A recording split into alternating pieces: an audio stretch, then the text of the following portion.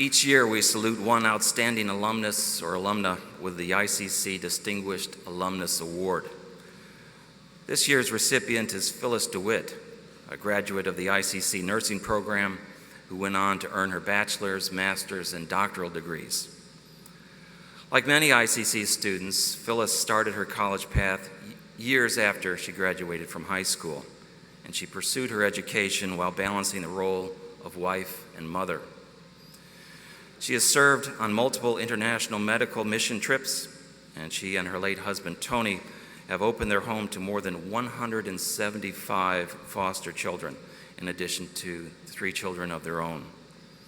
They went on to adopt 10 of those foster children, and this is because, as a foster child herself, Phillis knew the importance of a permanent, loving home. Today, Dr. DeWitt teaches at the St. Francis Medical Center College of Nursing.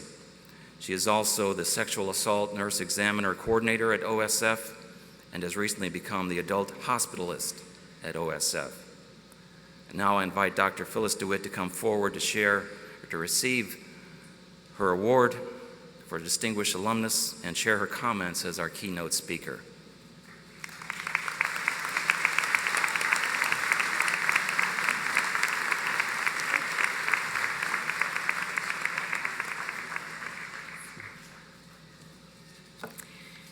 Good morning, graduates, family, friends, faculty, and honored guests.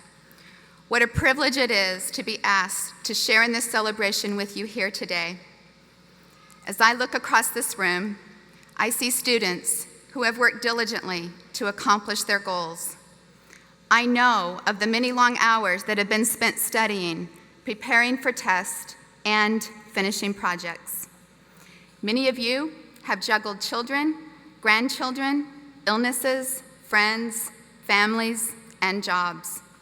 We applaud each and every one of you.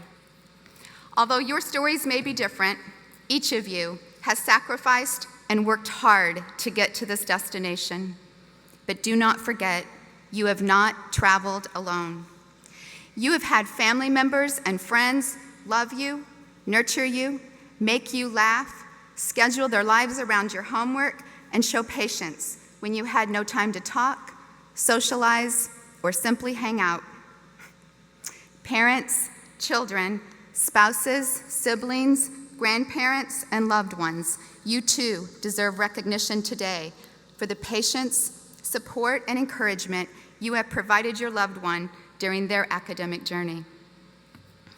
I would like to take a few moments and share with you a little about my journey at ICC and how it taught me that there is a sense of peace that comes from facing your own fears and preparing for obstacles in life.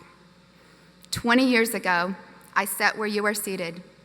I remember the great satisfaction I felt when I realized I was among the first in my family to attend college. I came from a family where neither of my parents attended high school. I remember the excitement in receiving my associate's degree in applied science. I had worked very hard to accomplish this goal, yet this monumental event and the importance of it would not completely sink in for several years to come. I, like many of you, was not the traditional student. I was married and had 9 children living at home when I started my journey at ICC. Fortunately, I was blessed with a very supportive husband who was not only instrumental in my success, but would continue to inspire me years later through other academic adventures. My education at Illinois Central College was truly amazing. It was the beginning of a journey that would later lead me to my bachelor's, my master's, and my doctorate degree. My decision to attend school, however, originated out of fear. When I was 30 years old, I began to worry about the possibility of something tragic happening to my husband. I became deeply concerned about how I would continue to care for our family if my fears became a reality. I remember talking to my husband and telling him I really had no marketable skills, and I thought maybe it was time to consider college. I told him I wanted to attend ICC, and I thought I wanted to become a nurse. He was hesitant at first, but I would imagine that his hesitancy had more to do with the fact that we had 9 children living at home, and he suddenly wondered who would do the laundry, cook the meals, clean the house, and run the kids to their various activities. However, after the shock wore off, he was very supportive. I hadn't been a student very long at ICC when I began to realize that I was actually getting more than an education here. I was developing a passion for learning, a very deep passion that would continue to grow over the course of the next 20 years. My experience here helped me to see the world as a classroom, helped me to take responsibility for my learning in a way I had never really experienced before. I had heard many quotes over the years about how going to school had opened the door of opportunities for many students. And yes, my degree from Illinois Central College opened the door to many opportunities in life, but I also realized it was coupled with a purposeful decision on my part to go through those doors and to start to build on that fundamental foundation which was beginning to form. My educational experience here was transformational. It gave me a broader perspective regarding the possibilities that I possessed. My world was changing drastically for the better and would continue to change every single day. I had developed a passion and a purpose in nursing school, which would soon prove to be very beneficial as our family would face many obstacles just 12 months after I graduated. I graduated in May of 1993, and in May of 1994, my fears started becoming a reality. My husband was diagnosed with cancer. Although it was a very difficult obstacle for me to face, I felt a sense of peace knowing that I had prepared myself to have the education and skills needed to support a family. Knowing I now had a marketable skill brought me peace in the time of despair.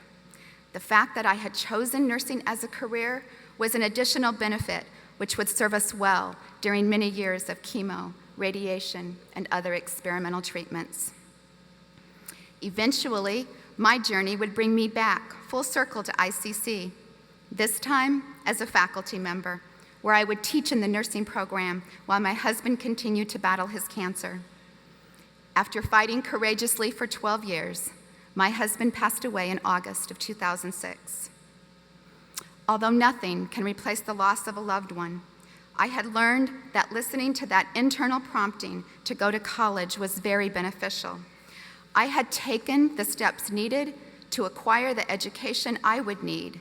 I had developed a greater confidence and perseverance, both crucial skills which would serve me well for years to come. I was learning to look for triumph in the midst of tragedy, and I was learning that this was a conscious choice that I would need to make every single day for the rest of my life. John Adams says there are 2 types of education in this world. One should teach us how to make a living, and the other should teach us how to live. I was very fortunate, as I believe I was able to receive both types of education here at ICC. Each and every one of us sits here this morning, having lived through our own personal challenges, currently facing challenges, or preparing to face unknown challenges.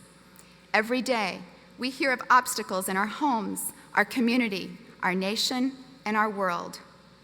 We may wonder how we could possibly be prepared for what lies ahead. In the past 12 months, we have fought to make sense of horrific tragedies happening all around us. We have grieved as we've struggled to make sense of children being killed in schools, spectators being injured in sporting events, people being shot in theaters, and storms that have taken entire cities by surprise. We have listened to talks about falling off a fiscal cliff, debated concerns about healthcare reform, and listened to discussions about gun control.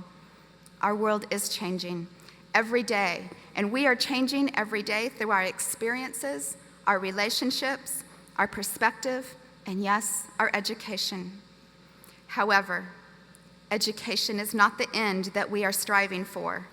The career prospects an education provides or the financial gain is merely a magnifying factor in how we are to impact the world. When I think of my impact on the world, I hope to be remembered not for my doctoral degree and not by my career choice, but rather the foster children we have cared for, our own children who are out changing the world, the infants and mothers we have helped in Haiti, whose legacies will live on long after we leave, the families we help monthly, serving loaves and fishes, and other humanitarian efforts I have been very blessed to be a small part of. Therefore, I encourage each of you to leave each experience better than you found it. Bring to each experience an open heart and an open mind, using your education as a tool to magnify the impact that you can have on this world. It is my hope that the academic accomplishments we celebrate here today will be the foundation for what is yet to come. As you venture out into this world or continue on in your education, that you will look for opportunities to get involved in serving those around you, that you will seek opportunities to give back to those who believed in you, supported you, and helped you accomplish your goals. It is my hope that each of you will play a vital role in shaping future generations of people who can learn to create triumph in the midst of tragedy. As you celebrate this great accomplishment here today, please take a moment to reflect on the words of Art Hope, a columnist who wrote for the San Francisco Chronicle. He writes, "I hope that my achievements in life shall be these, that I will have fought for what is right and fair, that I will have risked for what mattered, that I will have given help to those who were in need, that I will have left the earth a better place for what I've done and who I've been." Congratulations to each of you. We do stand in awe of your commitment, the hurdles you have overcome, for the challenges you have faced, and for the goals you have accomplished. Again, your friends, your family, and your faculty members are very proud of you. Many blessings to each of you as you continue on in life's journey and continue to impact the world around you. Thank you.